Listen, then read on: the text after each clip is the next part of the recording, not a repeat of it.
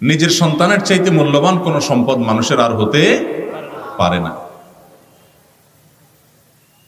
এই সম্পদ আল্লাহ তাআলা যাকে দেননি পরীক্ষা করার জন্য, তিনি জানেন এই সম্পদের মূল্য কত বেশি। যাকে আল্লাহ তাআলা কোনো সন্তান দেননি, নিঃসন্তান রেখেছেন, সে আল্লাহর বান্দা জানেন যে এই নিঃসন্তান হওয়ার কষ্ট বেদনা কত মারাত্মক, কত বেশি। আর যাদেরকে আল্লাহ তাআলা এই সন্তান দিয়েছেন, এই নেয়ামত দিয়েছেন, সন্ততি দিয়েছেন, তারা এই নেয়ামতের যদি সদ্ব্যবহার না করেন, এই নেয়ামতের যদি যথাযথ কদর না করেন, তো আল্লাহ রাব্বুল আলামিনের কাছে এর জন্য জবাবদিহি করতে হবে।